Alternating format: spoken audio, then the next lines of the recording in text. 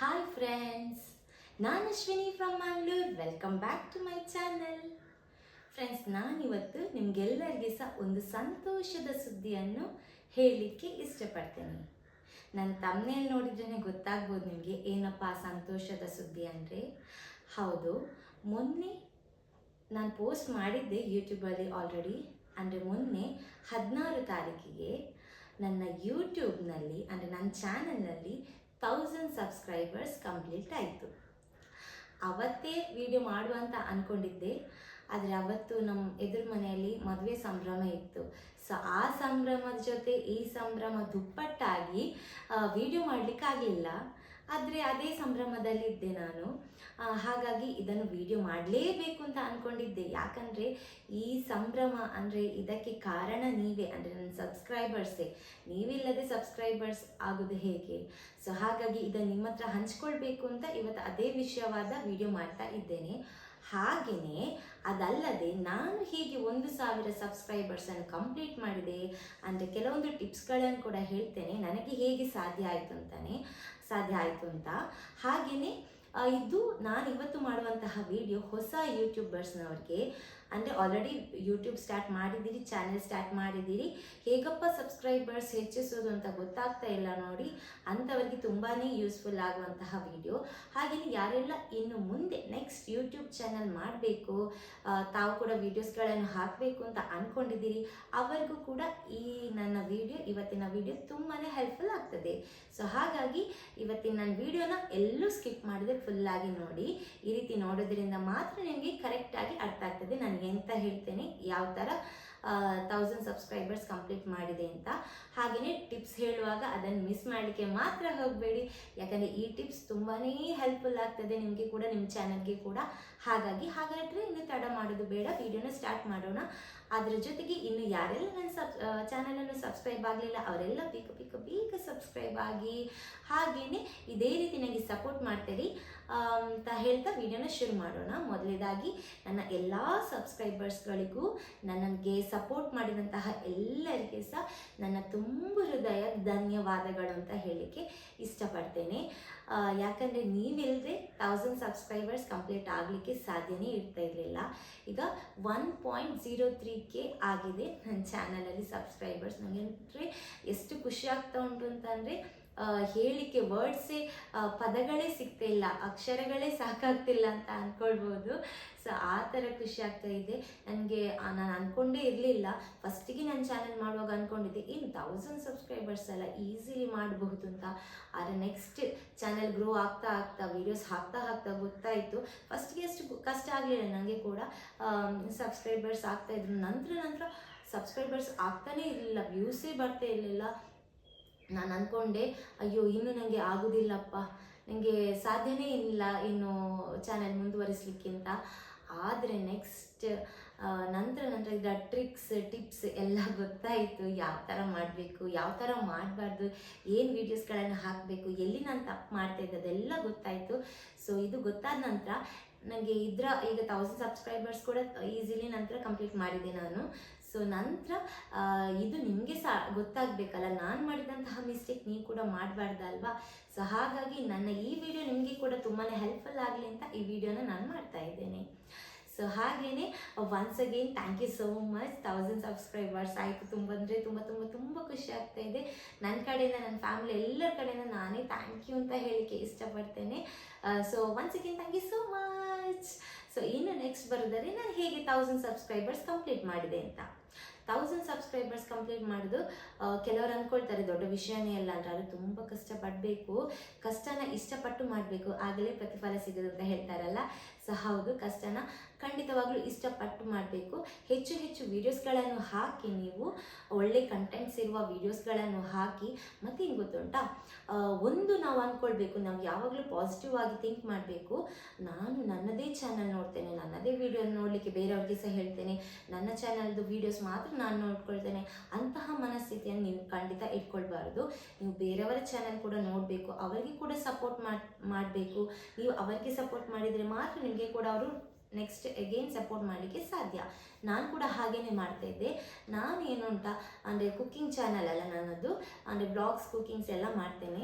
So ಬೇರೆ ನಾನು ಯಾರ್ದಾರು channels ನೋಡುವಾಗ ನನಗೆ ಅವರು ಮಾಡಿದಂತಹ ಅಡುಗೆ ಇಷ್ಟ ಆದರೆ ನಾನು ಖಂಡಿತ ಕಮೆಂಟ್ಸಲ್ಲಿ ತಿಳಿಸಿ ಹೇಳ್ತೇನೆ. ಯಾಕಂದರೆ ನಾವು ಕಮೆಂಟ್ಸಲ್ಲಿ ತಿಳಿಸಿ ಹೇಳಿದರೆ ಮಾತ್ರ ಅವ್ರಿಗೆ ಗೊತ್ತಾಗೋದು, ಅಂದರೆ ನಾವು ಕೂಡ ವೀಡಿಯೋಸ್ ನೋಡ್ತಾ ಇದ್ದೇವೆ, ನಾವು ಯಾವ ರೀತಿ ಅವರು ಮಾಡಿದಂತಹ ವೀಡಿಯೋನ ಇಷ್ಟಪಟ್ಟಿದ್ದೇವೆ, ನಮಗೆ ಯಾವ ಥರ ಅನ್ನಿಸ್ತು ಅಂತ ನಾವು ಕಮೆಂಟ್ಸಲ್ಲಿ ಹೇಳಿದರೆ ಮಾತ್ರ ಇಷ್ಟ ಆಗೋದು. ನಮ್ಮ ಒಂದು ಕಮೆಂಟ್ಸ್ ಉಂಟಲ್ಲ, ಅವರ ಮುಖದಲ್ಲಿ ಅವರ ಮಂದಹಾಸ ಬೀಳಲಿಕ್ಕೆ ಕಾರಣ ಆಗ್ತದೆ.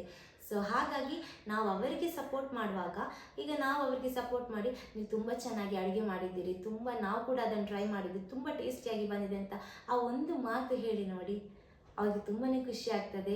ಅವರು ಕೂಡ ನಿಮ್ಮ ಚಾನಲನ್ನು ಆಗ ಸಬ್ಸ್ಕ್ರೈಬ್ ಮಾಡ್ತಾರೆ. ಅವರು ಹೇಳಿ, ಕಮೆಂಟ್ಸಲ್ಲಿ ಹೇಳಿ, ನಾವು ನಿಮ್ಮ ಚಾನಲನ್ನು ಸಬ್ಸ್ಕ್ರೈಬ್ ಮಾಡಿದ್ದೇವೆ, ನೀವು ಕೂಡ ನಮಗೆ ಸಪೋರ್ಟ್ ಮಾಡಿ ಅಂತ. ಖಂಡಿತ ಮಾಡೇ ಮಾಡ್ತಾರೆ. ಹಾಗೆಯೇ ಹೇಳಿ, ನಮ್ಮ ಚಾನಲ್ ಗ್ರೋ ಆಗಲಿಕ್ಕೆ, ಚಿಕ್ಕ ಚಿಕ್ಕ ಯೂಟ್ಯೂಬರ್ಸ್ನವರು ಬೆಳೀಲಿಕ್ಕೆ ಸಪೋರ್ಟ್ ಮಾಡಿ ಅಂತ.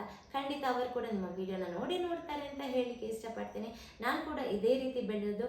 ಹಾಗೆಯೇ ಯಾವಾಗಲೂ ನೀವು ವೀಡಿಯೋಸ್ ಹಾಕುವಾಗ ಈಗ ಟ್ರೆಂಡಿಂಗಲ್ಲಿರುವ ಯಾವುದು ಜಾಸ್ತಿ ರನ್ ಆಗ್ತದೆ ನೋಡಿ ಅಂತಹ ವೀಡಿಯೋಸ್ಗಳನ್ನು ಹಾಕಿ. ಫಾರ್ ಎಕ್ಸಾಂಪಲ್, ನಾನು ಒಂದು ಗುಲಾಬ್ ಜಾಮೂನ್ದು ವಿಡಿಯೋ ಮಾಡಿದ್ದೇನೆ ಅಂತ ಅಂದ್ಕೊಳ್ಳಿ, ಅದೊಂದು 3,000 ಅಂದರೆ ವ್ಯೂಸ್ ಬಂತು ಅಂತ ಅಂದ್ಕೊಳ್ಳಿ. ಬೇರೆ ಯಾವುದೊಂದು ತೊಂಡೆಕಾಯಿ ಪಲ್ಯ ಮಾಡಿದೆ ಅಂತ ಅಂದ್ಕೊಳ್ಳಿ, ಬರೀ ಒಂದು 100-200 ವೀಡಿಯೋಸ್ ಮಾಡಿದೆ ಅಂತ ಅಂದ್ಕೊಳ್ಳಿ. ಹಾಗಾದರೆ ಆ ಗುಲಾಬ್ ಜಾಮೂನ್ ಜಾಸ್ತಿ ಜನ ನೋಡಲಿಕ್ಕೆ ಇಷ್ಟಪಡ್ತಾರೆ ಅಂತ ಅಂದ್ಕೊಳ್ಳಿ. ನೆಕ್ಸ್ಟ್ ಅದೇ ಗುಲಾಬ್ ಜಾಮೂನನ್ನು ನೀವು ಬೇರೆ ಟೈಪಲ್ಲಿ, ಅಂದರೆ ಈಸಿ ಮೆಥಡಲ್ಲಿ ಮಾಡಿದಂತಹ ವೀಡಿಯೋಸ್ಗಳನ್ನು ಹಾಕಿ. ಆಗ ಖಂಡಿತ ಎಗೇನ್ ನಿಮ್ಮ ಚಾನಲ್ಗೆ ಬಂದು ಜನರು ನೋಡ್ತಾರೆ. ಯಾಕಂದರೆ ಗುಲಾಬ್ ಜಾಮೂನ್ ಇನ್ನೂ ಈಸಿ ಮೆಥಡಲ್ಲಿ ಇವರು ಹೇಳಿಕೊಡ್ತಾ ಇದ್ದಾರೆ, ಸರಿ ನೋಡೋಣ ಯಾವ ಥರ ಇರ್ತದೆ ಅಂತ ನೋಡೋಣ ಅಂದ್ಕೊಂಡು ನೋಡ್ತಾರೆ. ಆ 3,000 ನೋಡಿದ್ದು ಕೂಡ ಉಂಟಲ್ಲ, 30,000 ಆಗಲಿಕ್ಕೆ ಚಾನ್ಸ್ ಉಂಟು. ಸೊ ನಿಮ್ಗೆ ಅನಿಸ್ಬೋದು, ಏನಪ್ಪ ಇದು 30,000ಕ್ಕೆಲ್ಲ ಎಷ್ಟೊಂದು ಬಿಲ್ಡಪ್ ಕೊಡ್ತಾ ಇದ್ದಾರಲ್ಲ ಅಂತ. ಸೊ ಫಸ್ಟ್ ಬಿಗಿನ್ ಉಂಟಲ್ಲ, 3 ಆಗಲಿ 3,000 ಆಗಲಿ 30,000 ಆಗಲಿ ಅದೇ ದೊಡ್ಡದು. 300 ವ್ಯೂಸ್ ಬರೋದು ಕೂಡ ದೊಡ್ಡದು. ಯಾಕಂದರೆ ನೆಕ್ಸ್ಟ್ ನಡೀತಾ ನಿಮ್ಮ ಚಾನಲ್ ಗ್ರೋ ಆಗ್ತಾ 3,000ದ್ದು 30,000 ಆಗ್ತದೆ, 30,000ದ್ದು 3 ಲಕ್ಷ, 30 ಲಕ್ಷ, ಕೋಟಿ ಕೂಡ ಆಗಲಿಕ್ಕೆ ಆಗ್ತದೆ. ಆದಷ್ಟು ಬೇಗ ಆಗ್ತದೆ. ಒಮ್ಮೆಲೆ ನಾವು ಗ್ರೋ ಆಗಬೇಕು ಅಂತ ಅಂದ್ಕೊಂಡ್ರೆ ಆಗಲ್ಲ. ಏನೋ ಯೂಟ್ಯೂಬ್ ನಮ್ಮ ಚಾನಲನ್ನು ಅಥವಾ ನಾವು ಹಾಕಿದ ವಿಡಿಯೋವನ್ನು ರೆಕಮೆಂಡ್ ಮಾಡಿದರೆ ಅದು ಒಳ್ಳೆ ರನ್ ಆಗ್ತದೆ. ಹಾಗೆಯೇ ನಂದು ಕೂಡ ಕೆಲವೊಂದು ವೀಡಿಯೋಸ್, ಕೆಲವು ಶಾರ್ಟ್ಸ್ ಒಳ್ಳೆ ರನ್ ಆಗಿದೆ. ಅದು ಯೂಟ್ಯೂಬ್ ರೆಕಮೆಂಡ್ ಮಾಡಿ ಅಂತಲೇ ಹೇಳ್ಬೋದು. ಇನ್ನು ಯೂಟ್ಯೂಬ್ ರೆಕಮೆಂಡ್ ಮಾಡೋದು ಹೇಗೆ ಅಂತ ಅದು ಅವರಿಗೆ ನಾವು ಹೇಳಿಕ್ಕಾಗೋದಿಲ್ಲ, ಈ ವಿಡಿಯೋನ ರೆಕಮೆಂಡ್ ಮಾಡಿ, ಆ ವಿಡಿಯೋ ರೆಕಮೆಂಡ್ ಮಾಡಿ ಅಂತ. ಸೊ ಆದಷ್ಟು ನೀವು ಲೆಂತ್ ಇರುವ ವೀಡಿಯೋಸ್ಗಳನ್ನು ಹಾಕಿ ಜಸ್ಟ್ ಮಾನಿಟೈಸೇಷನ್ ಆಗುವ ತನಕ, ನಂತರ ನೀವು ಶಾರ್ಟ್ ವಿಡಿಯೋ ಹಾಕಿದ್ರು ಕೂಡ ತೊಂದರೆ ಇಲ್ಲ. ಯಾಕಂದರೆ ಸಬ್ಸ್ಕ್ರೈಬರ್ಸ್ ನಾವು ಮಾಡ್ಬೋದು. ನಂದು ಕೂಡ ಅದೇ ಚಿಂತೆ. ಸಬ್ಸ್ಕ್ರೈಬರ್ಸ್ ನಾನು ಹೇಗೂ ಈಸಿಲಿ ಮಾಡಿದ್ದೆ, ನೆಕ್ಸ್ಟ್ ವಾಚ್ ಅವರ್ ನಂದು ಕಂಪ್ಲೀಟ್ ಆಗಲಿಲ್ಲ. ಹಾಗಾಗಿ ನನ್ನ ಚಾನಲ್ ಇನ್ನೂ ಮಾನಿಟೈಸೇಷನ್ ಆಗಲಿಲ್ಲ. ಸೊ ನನಗೆ ಯಾವುದೇ ಹಣ ಕೂಡ ಈಗ ಬರ್ತಾ ಇಲ್ಲ. ಯಾಕಂದರೆ ನನ್ನ ಚಾನಲ್ ಮಾನಿಟೈಸೇಷನ್ ಆಗಲಿಲ್ಲ. ಯಾಕೆ ಮಾನಿಟೈಸೇಷನ್ ಆಗಲಿಲ್ಲ ಅಂದರೆ, ಸಬ್ಸ್ಕ್ರೈಬರ್ಸ್ ಆಯಿತು, 1000 ಸಬ್ಸ್ಕ್ರೈಬರ್ಸ್ ಆಯಿತು, ಆದರೆ ಒಂದು 4,000 ವಾಚ್ ಅವರ್ಸ್ ಆಗಬೇಕಲ್ಲ, ಅದು ಕಂಪ್ಲೀಟ್ ಆಗಲಿಲ್ಲ. ಸೊ ಹಾಗಾಗಿ ಹೇಳ್ತಾ ಇದ್ದೇನೆ, ಎಲ್ಲ ವೀಡಿಯೋಸ್ಗಳನ್ನು ನಾನು ಹಾಕಿದ್ದನ್ನು ಕಂಪ್ಲೀಟ್ ಆಗಿ ನೋಡಿ, ಹಾಗೆ ನಿಮ್ಮ ಫ್ರೆಂಡ್ಸ್ ಫ್ಯಾಮಿಲಿಗೆಲ್ಲ ಶೇರ್ ಮಾಡಿ. ಆಗ ಅವರು ಕೂಡ ವೀಡಿಯೋಸ್ಗಳನ್ನು ನೋಡ್ತಾರಲ್ಲ, ಆಗ ವಾಚ್ ಅವರ್ಸ್ ಆಗ್ತದೆ. ವಾಚ್ ಅವರ್ಸ್ ಆದ್ರೇ ನಮಗೆ ಮಾನಿಟೈಸೇಷನ್ ಆಗ್ಲಿಕ್ಕೆ ಆಗೋದು.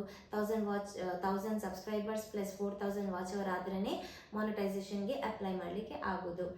ಸಬ್ಸ್ಕ್ರೈಬರ್ಸ್ ಜಾಸ್ತಿ ಮಾಡಲಿಕ್ಕೆ ಇನ್ನೊಂದು ಟಿಪ್ಸ್ ಹೇಳೋದಾದರೆ, ನೀವು ಯಾವಾಗಲೂ ಈಗ ಕುಕ್ಕಿಂಗ್ ಇದೆ ಅಂದ್ಕೊಳ್ಳಿ, ಕುಕ್ಕಿಂಗ್ ನಾನು ವಿಡಿಯೋ ಮಾಡೋದಾದರೆ ಯಾವುದು ಕುಕ್ಕಿಂಗ್ ಮಾಡೋದು, ಯಾವುದಾದ್ರು ನಿಮ್ಮ ಮನೆಯಲ್ಲಿ ಮಾಡುವಂತಹ ರೆಸಿಪಿಗಳನ್ನು ಹಾಕುವ ಬದಲು ನೀವೇನು ಮಾಡಿ, ರೆಸಿಪೀಸ್ ಮಾಡೋದಕ್ಕಿಂತ ಮುಂಚೆ YT ಸ್ಟುಡಿಯೋ ಇರ್ತದಲ್ಲ, ಆ YT ಸ್ಟುಡಿಯೋದಲ್ಲಿ ಹೋಗಿ ಅಲ್ಲಿ ಯಾವುದು ರೆಕಮೆಂಡ್ ಮಾಡಿರ್ತಾರೆ ನೋಡಿ, ಅಂದರೆ ಇದು ವಿಡಿಯೋಸ್ ಯಾವುದು ರೆಕಮೆಂಡ್ ಮಾಡಿರ್ತಾರೆ, ಯಾವುದು ರೆಸಿಪೀಸ್. ಈಗ ನಂದು ಇದು ಚಾನೆಲ್ ಬಂದುಬಿಟ್ಟು ರೆಸಿಪೀಸ್ ಚಾನೆಲ್. ಸೊ ಹಾಗಾಗಿ YT ಸ್ಟುಡಿಯೋದಲ್ಲಿ ಹೋಗುವಾಗ ಜಾಸ್ತಿ ಅದೇ ಬರ್ತಿರ್ತದೆ. ಸೊ ಅದರಲ್ಲಿ ಯಾವುದು ರೆಕಮೆಂಡ್ ಮಾಡಿರ್ತಾರೆ ನೋಡಿ, ಆ ಥರದ ವೀಡಿಯೋಸ್ಗಳನ್ನೇ ಜಾಸ್ತಿ ಮಾಡಿ. ಆಗ ಅದು ಒಳ್ಳೆ ರನ್ ಆಗ್ತದೆ. ಅಂದರೆ ಈ 1 ವೀಕಲ್ಲಿ 2 ವೀಕಲ್ಲಿ ಲಕ್ಷಗಟ್ಟಲೆ ಓಡಿದಂತಹ ಕೆಲವು ವೀಡಿಯೋಸ್ಗಳಿರ್ತದಲ್ಲ, ಅದರ ಮೇಲೇ ವೀಡಿಯೋಸ್ ಮಾಡಿ. ಈಗ ಒಂದು ಅಕ್ಕಿ ರೊಟ್ಟಿ ಮಾಡಿದರೆ, ಸೊ ಅಕ್ಕಿ ರೊಟ್ಟಿನೇ ಮಾಡಿ. ನೀವು ಕೂಡ ನಿಮ್ಮ ಮನೆಯಲ್ಲಿ ಯಾವ ಸ್ಟೈಲ್ ಅದೇ ರೀತಿ ಮಾಡಬೇಕು ಅಂತೇನಿಲ್ಲ, ನೀವು ಯಾವ ರೀತಿ ಮಾಡ್ತೀರಿ ನೋಡಿ ಆ ರೀತಿ ಮಾಡಿ. ಆಗ ಅದರಲ್ಲಿ ಸಬ್ಸ್ಕ್ರೈಬರ್ಸ್ ಜಾಸ್ತಿ ಬರುವ ಚಾನ್ಸ್ ಇರ್ತದೆ. ಸೊ ಇನ್ನೊಂದು ಟಿಪ್ಸ್ ಏನಂದರೆ, ಒಳ್ಳೆಯ ತಮ್ನೇಲ್. ನೀವು ತಮ್ಮನೇಲ್ ಚೆನ್ನಾಗಿರೋದನ್ನು ಅಂದರೆ ಕಣ್ಣಿಗೆ ಅಟ್ರಾಕ್ಟಿವ್ ಆಗಿರಬೇಕು, ಆಕರ್ಷಣೀಯವಾಗಿರಬೇಕು ಅಂತಹ ತಮ್ಮನೇಲ್ ಹಾಕಿದರೆ ಮಾತ್ರ ಜನರು ನೋಡಲಿಕ್ಕೆ ಇಷ್ಟಪಡ್ತಾರೆ. ಸೊ ಫಸ್ಟ್ ವ್ಯೂಸ್ ಅಂದರೆ ನೋಡಬೇಕಲ್ಲ, ನೋಡಿದರೆ ಮಾತ್ರ ಅವರು ಸಬ್ಸ್ಕ್ರೈಬ್ ಮಾಡೋದು. ಸೊ ನೋಡುವಾಗ ಏನು ಅಟ್ರಾಕ್ಟಿವ್ ಆಗಿದೆ ಅಲ್ಲ ಈ ತಮ್ಮನೇಲ್ ನೋಡುವ ಅಂತ ಅಂದ್ಕೊಳ್ತಾರೆ. ಸೊ ನೋಡಿದ ನಂತರ ನಿಮ್ಮ ವಿಡಿಯೋ ಅವರಿಗೆ ಇಷ್ಟ ಆಗಬೇಕು, ಅದಕ್ಕೆ ಒಳ್ಳೆ ಕಂಟೆಂಟ್ ಇರುವ ವಿಡಿಯೋ ಹಾಕಿ ಅಂತ ಹೇಳಿದ್ದು ನಾನು. ಸೊ ನೋಡಿದ ನಂತರ ಸಬ್ಸ್ಕ್ರೈಬ್ ಮಾಡೋದು. ಸೊ ಇದೊಂದು ಟಿಪ್ಸ್ ಅಂತಲೇ ಹೇಳ್ಬೋದು. ಸೊ ಹಾಗೆಯೇ ಇನ್ನೊಂದು ಟಿಪ್ಸ್ ಹೇಳೋದಾದರೆ, ತುಂಬ ಬೋರ್ ಆಗಿ ಮಾತಾಡಬೇಡಿ. ಯಾವಾಗಲೂ ಸ್ವಲ್ಪ ತುಂಬ ಸ್ಲೋಸ್ ಅಲ್ಲ, ತುಂಬ ಸ್ಪೀಡ್ಸ್ ಅಲ್ಲ, ಆ ರೀತಿ ಮಾತಾಡಿ. ಯಾಕಂದರೆ ತುಂಬ ಸ್ಪೀಡ್ ಮಾತಾಡಿದರೆ ಏನಾಗ್ತದೆ ಗೊತ್ತುಂಟಾ, ನಾವು ಮಾತಾಡೋದು ಅವರಿಗೆ ಅರ್ಥ ಆಗೋದಿಲ್ಲ. ಯಾವುದೇ ಒಂದು ರೆಸಿಪೀಸ್ ಆಗಲಿ ಅಥವಾ ನೀವು ಯಾವುದೇ ವಿಷಯದಾಗಿ ಮಾತಾಡುವಾಗ ಸ್ವಲ್ಪ ಅಲ್ಲಲ್ಲಿ ಗ್ಯಾಪ್ ಕೊಡಿ. ಮಾತಾಡುವಾಗ ತುಂಬ ಸ್ಪೀಡಾಗಿ ಮಾತಾಡಲಿಕ್ಕೆ ಹೋಗಬೇಡಿ. ಒಂದು ವೇಳೆ ನೀವು ಸ್ಪೀಡಾಗಿ ಮಾತಾಡೋದಾದರೂ ಕೂಡ ಸ್ಪಷ್ಟವಾಗಿ ಮಾತಾಡಿ. ನಿಮ್ಮ ವರ್ಡ್ಸಲ್ಲಿ ಏನು ತೊದಲುವಿಕೆ ಇರಬಾರ್ದು, ಅಥವಾ ಸ್ಪಷ್ಟವಾಗಿ ಮಾತಾಡಲಿಕ್ಕೆ ಟ್ರೈ ಮಾಡಿ. ಆಗ ಜನರಿಗೆ ನೀವು ಮಾತಾಡೋದು ಅರ್ಥ ಆಗ್ತದೆ. ಸೊ ಅರ್ಥ ಆದರೆ ಮಾತ್ರ ಅವರು ಸಬ್ಸ್ಕ್ರೈಬ್ ಮಾಡಲಿಕ್ಕೆ ಹೋಗ್ತಾರೆ. ಸೊ ನೀವು ಮಾತಾಡೋದು ಅವರಿಗೆ ಅರ್ಥ ಆಗೋದಿದ್ದರೆ ಸಬ್ಸ್ಕ್ರೈಬ್ ಯಾಕೆ ಮಾಡ್ತಾರೆ, ನಿಮ್ಮ ಚಾನಲ್ ಯಾಕೆ ಅವ್ರು ನೋಡಲಿಕ್ಕೆ ಇಷ್ಟಪಡ್ತಾರೆ? ಸೊ ಈ ವಿಷಯ ಯಾವುದೇ ಚಾನಲ್ನಲ್ಲಿ ಹೇಳಿರಲಿಕ್ಕಿಲ್ಲ, ಇದು ನನಗೆ ಅನಿಸಿದಂತಹ ಮಾತು, ಅದಕ್ಕೋಸ್ಕರ ಇದನ್ನು ಹೇಳ್ತಾ ಇದ್ದೇನೆ. ಸೊ ಈ ರೀತಿ ಸ್ಪಷ್ಟವಾಗಿ ಮಾತಾಡಿ, ಕ್ಲಿಯರ್ ಆಗಿರಲಿ. ನೀವು ಎಂಥದೇ ವಿಷಯವಾಗಿ ಯಾವುದೇ ಟಾಪಿಕ್ನ ಬಗ್ಗೆ ಮಾತಾಡೋದಾದ್ರು ಕ್ಲಿಯರ್ ಆಗಿರಲಿ. ನಿಮಗೆ ಫಸ್ಟ್ ಆಗಿ ಅದು ಅರ್ಥ ಆಗಬೇಕು, ನಂತರನೇ ಅದನ್ನು ಎಕ್ಸ್ಪ್ಲೇನ್ ಮಾಡಲಿಕ್ಕೆ ಹೋಗಿ. ಸೊ ಇಷ್ಟೆಲ್ಲ ಟಿಪ್ಸ್ಗಳನ್ನು ನೀವು ಕೂಡ ಫಾಲೋ ಮಾಡಿ. ಹಾಗಾಗಿ ನೀವು ಸಹ 1000 ಸಬ್ಸ್ಕ್ರೈಬರ್ಸ್ ಈಸಿಲಿ ಮಾಡ್ಬೋದು. So last but not the least, ಇನ್ನೊಮ್ಮೆ 1000 ಸಬ್ಸ್ಕ್ರೈಬರ್ಸ್ ಕಂಪ್ಲೀಟ್ ಆಯಿತು. ಅದಕ್ಕೆ ಎಲ್ಲರಿಗೂ ಸಹ ಥ್ಯಾಂಕ್ ಯು ಸೋ ಮಚ್. ಇದೇ ರೀತಿ ನನಗೆ ಸಪೋರ್ಟ್ ಮಾಡಿ. ಸೊ ಇನ್ನೊಮ್ಮೆ ಮತ್ತೊಂದು ಹೊಸ ವಿಡಿಯೋ ಜೊತೆ ನಿಮ್ಮನ್ನು ಭೇಟಿ ಆಗ್ತೇನೆ. ಅಲ್ಲಿ ತನಕ ಥ್ಯಾಂಕ್ ಯು ಸೋ ಮಚ್.